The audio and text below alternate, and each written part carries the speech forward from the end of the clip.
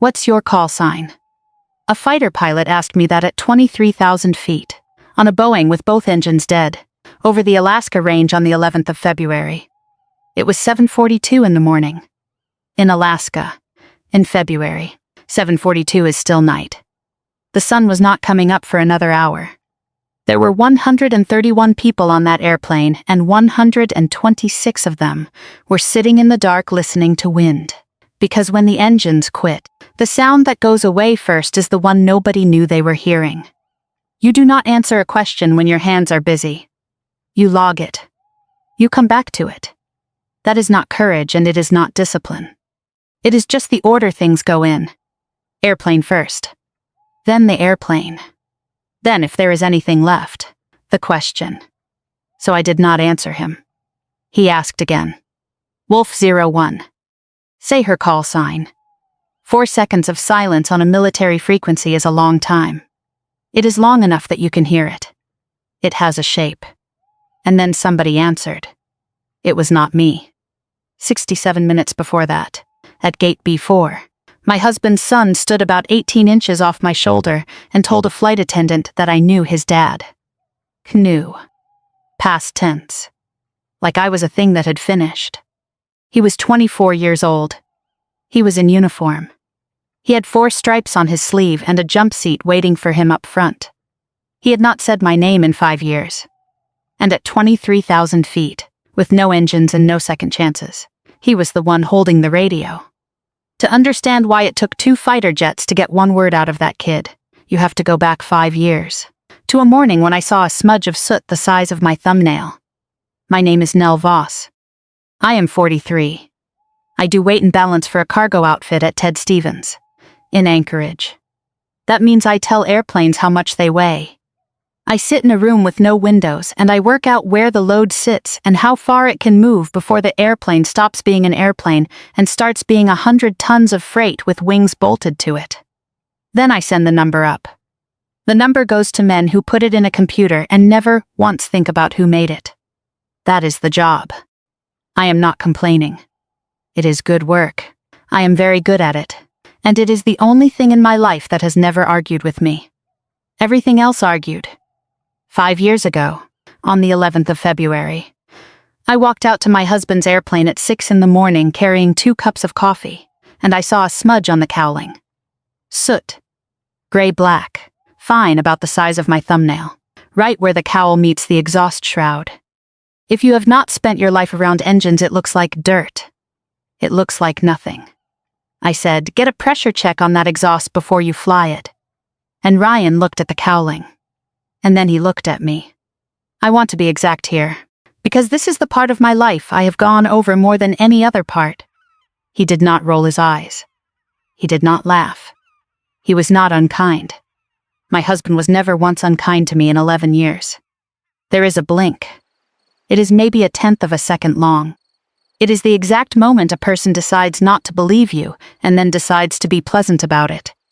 I have seen it on flight lines and in briefing rooms and across my own kitchen table, and I could pick it out of a lineup of 1,000 faces. He blinked. Then he was pleasant about it. He said, "Probably fine, babe. See you at dinner." 40 minutes later, he flew into the side of a mountain. Clear sky. 4 knots of wind. The engine was running the whole way in. The wings were level. He was in a shallow descent into rising ground at about 90 miles an hour, and he did not turn, and he did not pull, and he did not call anybody. He was not fighting anything. I need you to hold that sentence. It is the whole story. I am not going to explain it yet. Here is what my family knew about me. Nell does paperwork at the airport. Here is what was true. I went to the academy at 18. At 20, I was teaching glider. Not flying it. Teaching it, on the lee side of a range that pilots fly in from all over the world to sit in, because of what the air does there when wind hits rock and has nowhere to go but up. 1,100 hours in airplanes with no engines in them at all. I can look at a cloud and tell you where the sky is going up. Then I flew C-17s out of the base right there in Anchorage. 15 years. 3,100 hours. That is a very large airplane. I have put it down on dirt, On ice, on gravel strips shorter than the runway you landed on last vacation. At night, in weather that makes your teeth ache. And then I got out at 19 years. 19. Any American who has ever loved somebody in uniform just did that arithmetic without being asked. I am not going to do it for you. I filed 5 months after the funeral. There was a 19-year-old in Wasilla who had just lost his father, and he was going to need somebody in the same time zone as him. That was the reason. There was no other reason. The call sign came 10 years ago. Cal was 14. In this country, you can solo a glider at 14 and you cannot solo anything with an engine in it until you are 16. And that kid was not going to live through 2 more years of waiting. So I taught him. Little 2-seater, wood and fabric, older than his father. He soloed on a Tuesday afternoon. I filmed it on my phone. The video is 11 seconds long and most of it is my thumb. Then I made my squadron watch it. 4 times. In one afternoon. And somebody, and I have never found out who, took a grease pencil and wrote 3 letters on the side of my helmet. Mom. It was not a compliment. In a squadron, nothing is ever a compliment. It was 30 grown adults informing a major that she had become completely insufferable about somebody else's kid. I never cleaned it off. It was still there when I turned the helmet in. There was a man in the bar that night named Kellerman. Remember him. He is the only thing I am going to ask you to remember. Ryan's brother is named Wade. He is 49. 2 months after the funeral, he started a foundation with his brother's name on it. In 5 years, it raised $840,000. Wade paid himself $96,000 a year to run it. The website said Ryan was lost battling severe weather in the Alaska range. I want to be fair to him. I have had 5 years to be unfair to him, and it did not help me. Wade cried at every single fundraiser he ever held, and not 1 second of it was acting. He loved his brother. He is the only person left alive who loved Ryan longer than I did. But Wade never flew. Not once. Not 1 hour. Not 1 lesson. He was born unable to see red the way you see red. And in this country that shuts the door before you are old enough to know there was a door there. So he watched his little brother get the sky. And a wife who could fly. And a son who could fly. And then his little brother died. And for the first time in 49 years, Wade was the one holding the story. He did not invent anything. That is the part people get wrong about men like Wade. He took 1 true sentence and he moved 1 word inside it. Ryan said it's probably fine. Wade told the family that I said it. Nell looked at that airplane. Nell said it was fine. I heard it for the first time at the reception after we buried him. 3 rows back. Paper plates. I did not correct him. There was a blink coming, and I could not have survived watching it happen in that room, on that day, on those faces. At that same reception, he asked me what color the ribbon was on the memory table. He asked it the way you ask somebody what time it is. He has asked people that question his entire life, and not 1 person in that family has ever found it strange. Ryan's mother is Junie. She is 74. She lives in Wasilla, and there has been an aviation scanner running on her kitchen counter since before I was born. Her husband flew freight for 30 years. She buried him too. She never turned it off.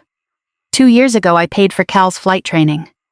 $11,000. 4 transfers. Out of an account he would never think to look at. I never told him. I am telling you because it matters later. And because I want you to know I did not do it to be kind. I did it because I could not think of another way to be in the room. I eat dinner alone now. Most nights I eat standing up. 2 winters ago I caught myself at the counter with a plate of eggs going cold in front of me, and my right hand was flying. Small movements. Thumb and 2 fingers. Wrist rolling maybe 1/2 inch, feeling for a wing that was not there. I stopped. Then I started again. There is a voicemail on my phone. It is 19 seconds long. I have not deleted it and I have not played it. I am not going to tell you what it says. Not yet. The gate agent called my group at 6:35 in the morning. I had a ticket. I did not have an invitation. Those are different things, and the difference had been explained to me on a voicemail I did play. From Wade. 3 weeks earlier.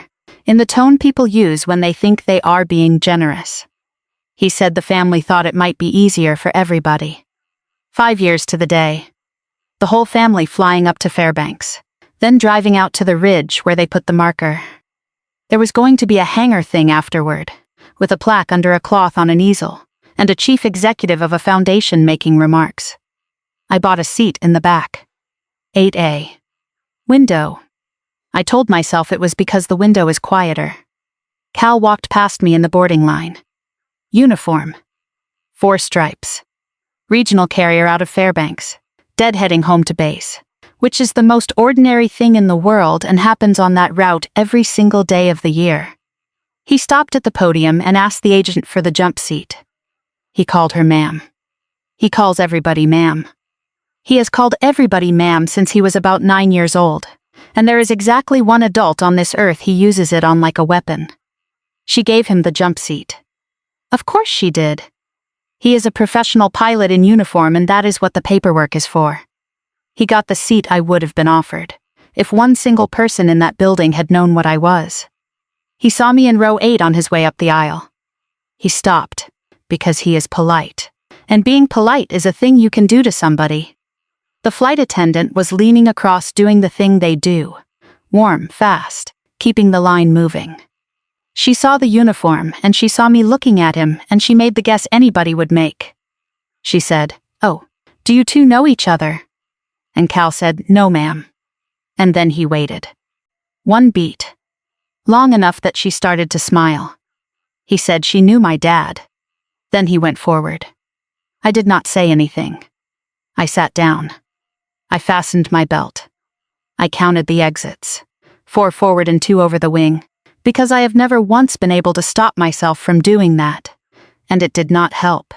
And I did it twice. The man in 8B was named Gus. I did not learn that for another hour. He sold refrigeration compressors to fish plants down in Knockneck. He had 3 kids. He hated flying. And he did not look up from his laptop for the entire boarding process. At some point he put a sleeve of crackers on the armrest between us and pushed it 2 inches toward me without saying a word or looking over. I took one. We sat there in the dark and chewed. That was the whole conversation. It was the kindest thing anybody had done for me in about 4 months. Wade was in row 22. On the way to my seat I passed him and he was on the phone with a volunteer. Low, irritated. 3 seconds of it. He said, "Just leave it the way it is. People understand weather." I did not think about it again for 4 hours. We pushed at 7:05. We were airborne at 7:12, which is what taxi actually takes, and turned north.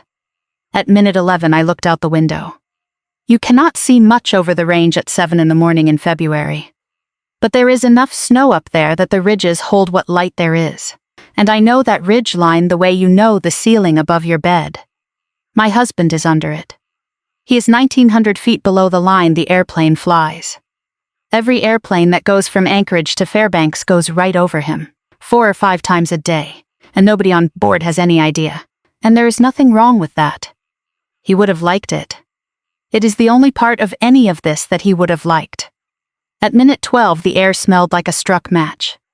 I noticed it and I did not do anything about it. Because 130 people were on that airplane, and any one of them could have been running a curling iron in the lavatory. At minute 14 I looked out the window again, and the leading edge of the wing was on fire. Not fire. It looked like fire.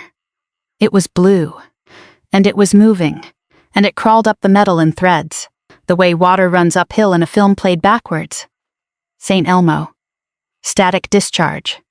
It happens on airplanes in dry particulate. Dry particulate.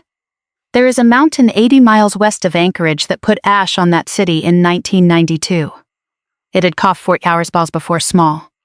There had been a notice out. The notice had expired. Nobody was evil. Nobody made a decision. A piece of paper had a time on it and the time went by. Volcanic ash does not show up on weather radar. It never has. There is no equipment on that airplane, or any airplane you have ever been on, that can see it in the dark.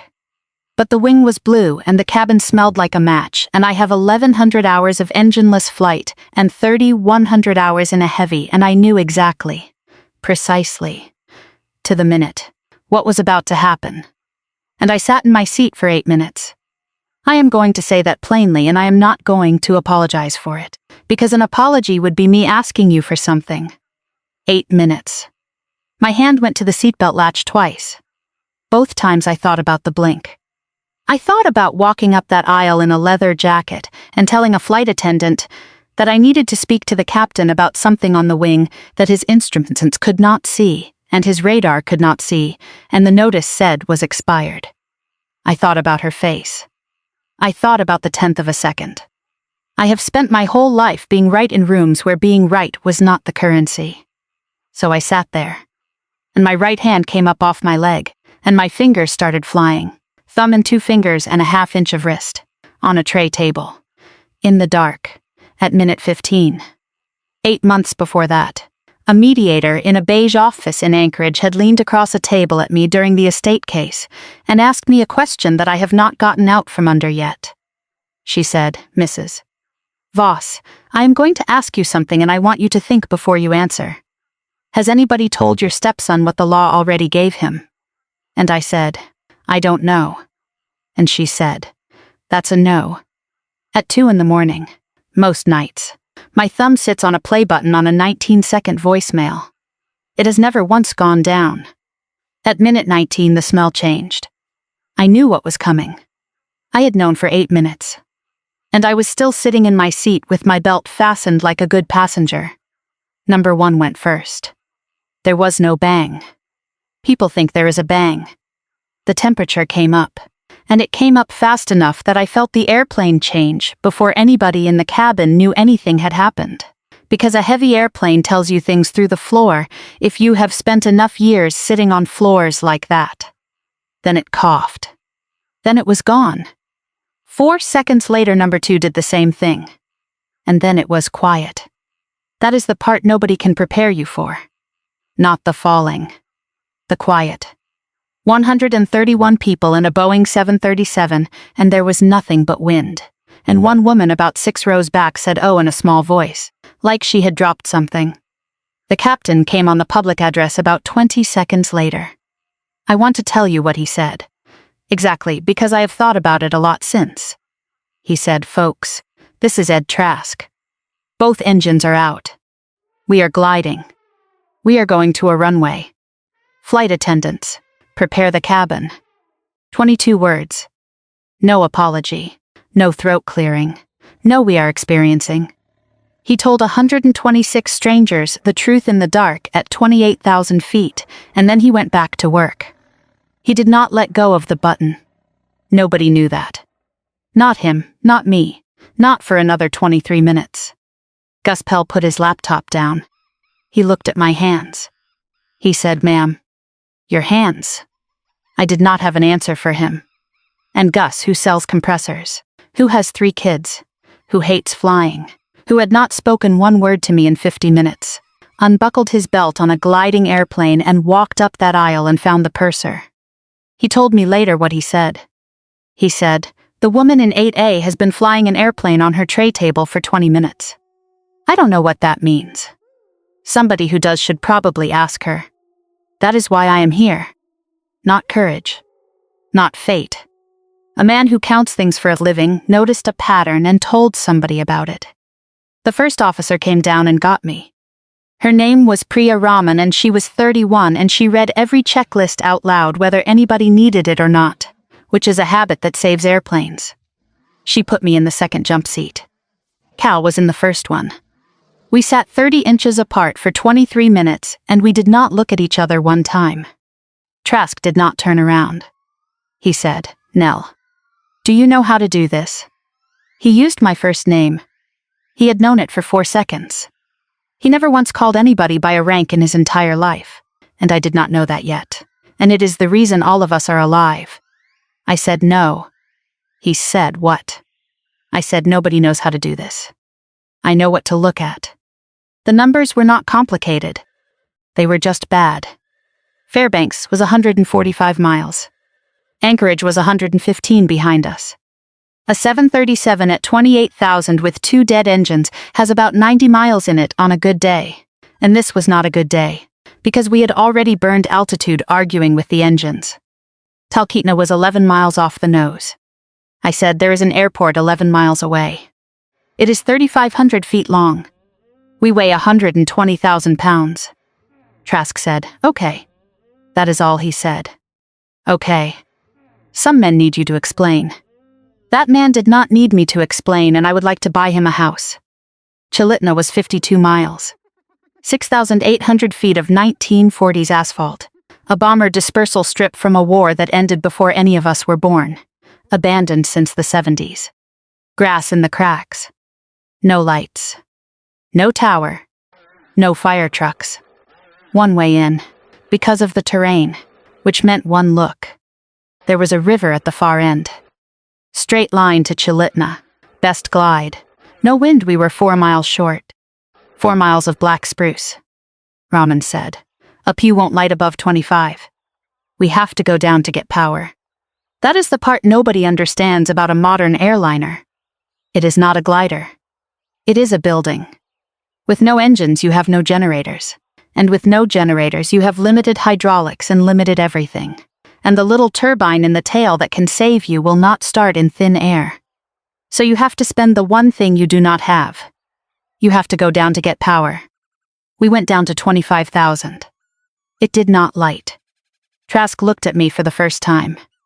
I said, if it doesn't light this time, tell me now. Because everything I'm about to say changes. 22,000. It lit. And then I pointed out the window. I said, look at that. There was a cloud up there in the last of the starlight, hanging over the lee side of the ridge, and it was not moving. That is the whole trick. Every other cloud in the sky is going somewhere. That one stands still and it looks like a lens, like somebody stacked plates of glass in the air, and it has been sitting in that exact spot since before the sun went down. That is a mountain wave. That is a standing column of air going up, and it is 30 miles long, and it is smooth as a table. And pilots fly here from every country on Earth to sit in it.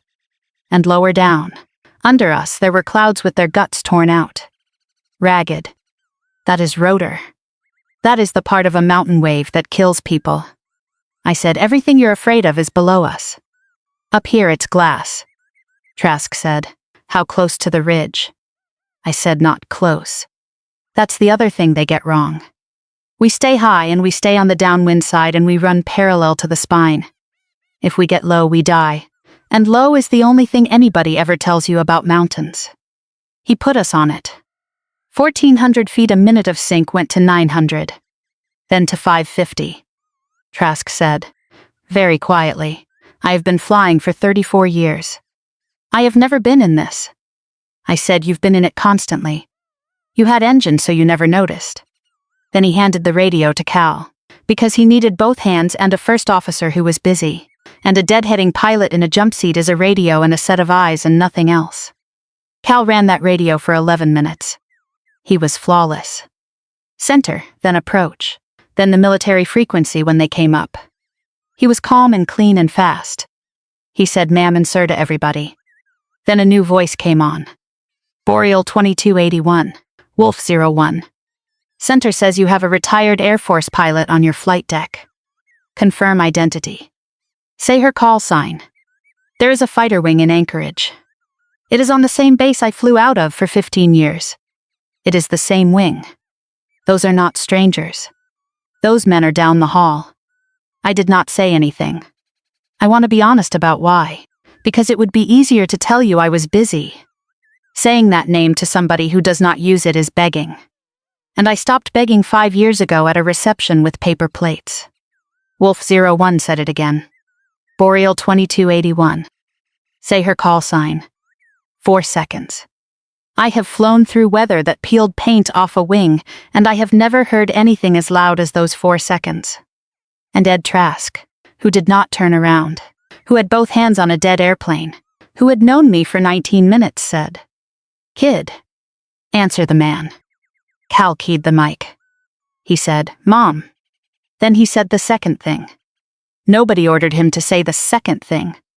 I have gone over the tape 1,100 times and there is no order in there anywhere. He said her call sign is Mom. She's my mother. No, ma'am. For the first time in 5 years, no, ma'am. I want to tell you that I felt something. What is true is that I saw the airspeed drop 2 knots. And I said so. I said 2 knots low, Ed. And he fixed it. Wolf-01 came back. Wolf-01 copies. Mom, this is Kellerman. Tell me what you need. 10 years since a bar. 4 kids. Church every Sunday. A man who says less than he needs to. I said, get in front of me and tell me what's waiting in that pass. He said, moving. Chalitna at 4 minutes. 1 look. Gear down is a one-way door on a dead airplane. Once you drop it, you cannot pick it back up, and the drag is enormous, and if you are wrong about your energy, you land in the trees. I said, once we do that, we can't undo it. Trask said, I know. We dropped it. 200 feet. And number 2 coughed. It came up. 18%. There was a noise on that airplane where there had not been a noise for 23 minutes, and every human instinct in that cockpit sat up. Trask's hand moved toward the thrust levers. It was not a decision. It was 34 years of muscle. I said, don't. 1 engine is worse than none. Land the airplane. Because asymmetric thrust at 200 feet and 140 knots with no reserve rolls you into the ground. And 18% is not power. It is a rumor. And I was not going to let one more person in my life get killed by probably. His hand stopped. He landed the airplane. 1,100 feet past the numbers. Full brakes. Smoke off all 4 mains and the smell of it in the cabin. We stopped with 900 feet of 1940s asphalt left, and a river past that. Then nothing happened for 90 seconds. Nobody said anything. Nobody cheered. That is not what people do. 131 human beings sat in the dark on a runway that had not held an airplane since before most of them were born, and the only sound was the brakes cooling, which is a ticking, like a stove going cold, and it went on and on. Gus Pell went down the slide counting. 91. 92. 93. He counted every person out of that airplane, and then he stood in the snow in his socks and started over from 1 to make sure. 2 fighters went over us at about 400 feet while the slides were still inflating. They did not do a victory pass. They did not waggle anything. They came through low and level. Once, the way you walk past a hospital room to see that somebody is breathing, and then they were gone. Kellerman said one more thing on that frequency, and then he never said anything to me again. Not that year. Not since. He said Boreal 2281, Wolf-01. We watched. Wolf's off frequency. That is the entire congratulations. 10 years. 4 kids. Church every Sunday. A man who says less than he needs to. We watched. I have thought about those 2 words more than I have thought about most conversations in my life. Nita Kowalczyk opened the flight deck door. 55 years old. Been flying since the pipeline. She never raises her voice. She said, Captain. Your PA's been hot since Talkeetna. At 7:42 that morning, Junie Voss was washing a cup. The scanner has been on that counter for 40 years. It was there when her husband was alive, and it was there the morning they came to tell her he was not, and she has never turned it off, and she does not listen to it. It is a sound the house makes. She heard a man ask a Boeing to say a woman's call sign. She heard 4 seconds of nothing. And then she heard her grandson. She sat down in a kitchen chair and she did not get up for 40 minutes. Nobody called her. Nobody had to. I went out there the following week. She had a plant on the windowsill over the sink, some kind of fern, and it had been dead for what looked like a year. Brown all the way down.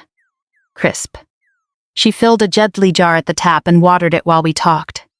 She poured the whole thing in. Then she set the jar in the drainer.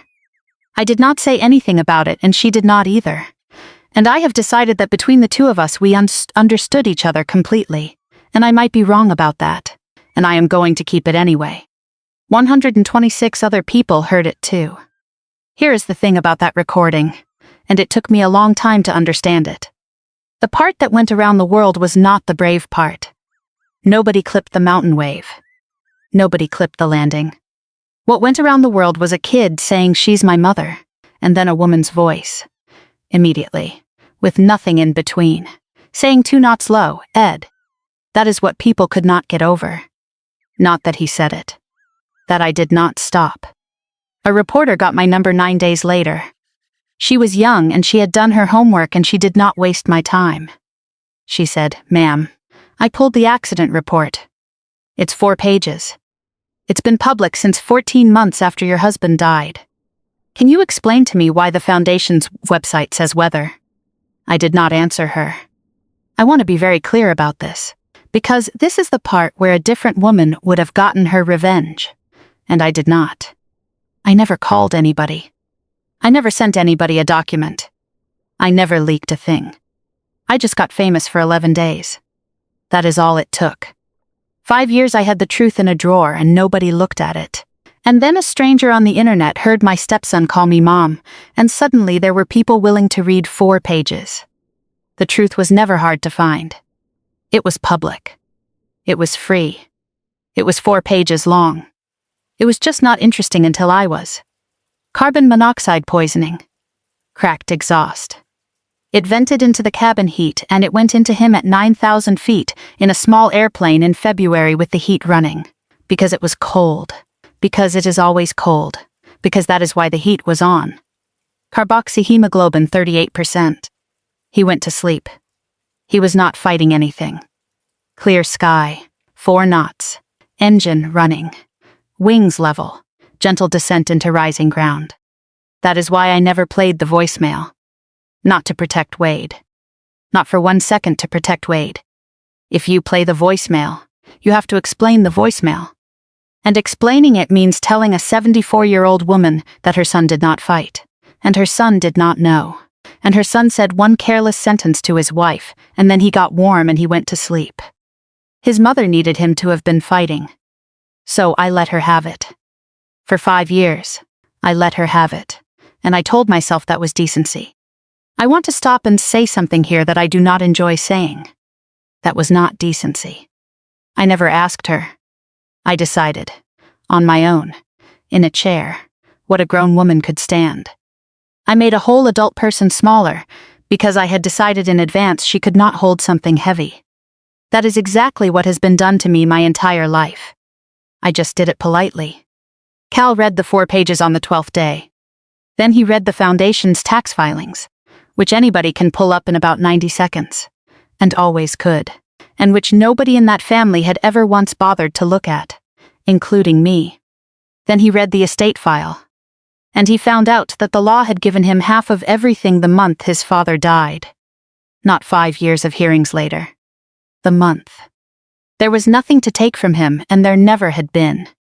We spent 5 years fighting over a thing that had been finished before we started. Then he found 4 transfers out of an account he had never heard of, and he did the math on his own flight training. He did not call me. Wade never called me either. He has still never called me. He has never said one word to me about any of it, not on the phone, not in a letter, not in 5 years and not since. What happened? Happened in a hangar. And I said 5 words all afternoon. They did not cancel the hangar thing. I want you to sit with that for a second. It was 9 days after a Boeing landed on an abandoned strip because of the exhaust on a small airplane, and nobody canceled the memorial for the man who died of the exhaust on a small airplane. Wade stood next to the easel with the cloth over the plaque. 40 people. Folding chairs. Coffee in a pump pot. He said to a volunteer, "What's that say?" The red one. Somebody read it out loud for him. Junie was in the 2nd row. She stood up. 74 years old. 5 feet nothing. Her husband's watch on her wrist because it is too big for her and she wears it anyway. She said, "Wade, did you know? He is a liar. He has been a liar for 5 years and he is very good at it, and he was standing in front of 40 people who had given him money. He could not lie to his mother. He said yes. 3 years and 10 months. He read the report 3 years and 10 months ago, and he left the word weather on the website. Because weather is a thing a man fights. Carbon monoxide is a thing a man does not notice. Junie stopped looking at him. That is all. She did not yell.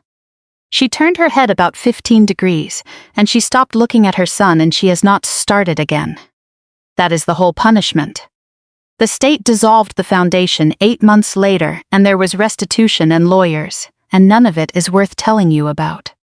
The thing that actually happened to Wade Voss happened in a folding chair in a hangar in front of 40 people who love him, in about 1.5 seconds. He turned to me. He said, Nell, I need you to understand something. I said, Wade, your mother is talking to you. 5 words. That was all of them. Then I walked over to Junie and I took out my phone and I gave it to her. I said, it's 19 seconds. She held it in both hands like it was hot. I pressed play. It's probably fine, babe. See you at dinner. 19 seconds and most of it is wind, because he was standing on a ramp, and you can hear him smiling, and at the end you can hear the door of the truck. Junie listened to the whole thing. Then she listened to it again. Then she gave me my phone back, and she said 4 words to me, and I have not been the same person since. She said, you should have asked me. She was not apologizing. Junie Voss has never apologized to anybody in her life. She was telling me what I had done, and forgiving me for it, and telling me what this whole thing had always been about, in 4 words, standing in a hangar, at 74. And then Cal spoke from the doorway. I did not know he was there. He had been there the whole time. He said, that morning, Dad called the shop. The hangar got very quiet. 40 people who had just watched a foundation die, and a 24-year-old in the doorway in a leather jacket, because he was not on duty, because he was just a kid at his father's memorial. He said, I was in here. I heard him. He said $410. It was February. Season had been bad. And 5 years turned over in my hands. Right there, in front of the coffee. It's probably fine, babe. That was not a man dismissing his wife. That was a man who could not afford what his wife had just told him, standing on a ramp with a phone in his hand, having just been told a number by a shop, doing the only thing left. He heard me. He heard me perfectly. He heard me the way he heard me for 11 years. He just could not afford to hear me that week. 19 seconds. I had it in my pocket for 5 years, and I thought it was the last careless thing he ever said to me, and it was an apology, and I did not open it, so I did not know. They gave the foundation money back. I did not take it, and I would not have known what to do with it. I started something smaller with a much worse name. It pays for maintenance for people who fly for a living and cannot afford maintenance. Bush guys. Guides. Guys with 1 airplane in a season that has been bad. The first check I ever wrote out of it was for $410. 1 exhaust pressure check on a beaver in Talkeetna. It is not a good story. Nobody buys a table at a gala for $410. There is no plaque with a cloth on it. That is more or less my point. There is an airplane in that hangar. A Super Cub, 1957, Ryan's father's. And Ryan was rebuilding it when he died, and it has been sitting on a jack for 5 years. I put my hand on the cowling before I left. Cold aluminum. Bare. There is no soot on it. There was never going to be any soot on it. It does not have an exhaust yet. There is nothing on that airplane to warn anybody about anything. I gave Cal the key to the hangar. I did not finish the airplane for him. Finishing it for him would have been one more thing I did that he never asked me to do, and I have done enough of those. I drove out. In the mirror, the hangar lights were still on. He stayed. 4 months later, there was a voicemail on my phone. It is 4 seconds long. He does not say much. Hey, Mom. It's me. I did not delete it. So now I have 2 of them. 19 seconds and 4 seconds. Both of them from men who could not say the thing they needed to say straight out, and both of them saying it anyway. And it took me 5 years to hear the first one, and I am not going to wait 5 years on the second. He said that word on the radio because a lieutenant colonel told him to. I know that. Nobody told him to say the second sentence. I know that too. I am never going to know which one was true. I keep both of them. That is mine, not yours. Thank you for staying with me all the way to the end of this one. I got out at 19 years. I lost a husband to one careless sentence. And the only thing I ever got back was a verb, in the present tense, on a radio, at 23,000 feet, from a kid who had to be ordered to say it. It was enough. I would not have believed that 5 years ago. So let me ask you, have you ever told somebody the truth and watched the exact moment they decided not to believe you, and then watched them be nice about it? Have you ever stayed quiet and called it dignity? Has anybody ever taken your warning and turned it into your permission? Tell me in the comments. And if you got all the way here, type 2 knots low. You will know what it means. Almost nobody else will. Hit like if this one sat somewhere. Subscribe if you want the next one. Take care of yourself, and I'll see you in the next one.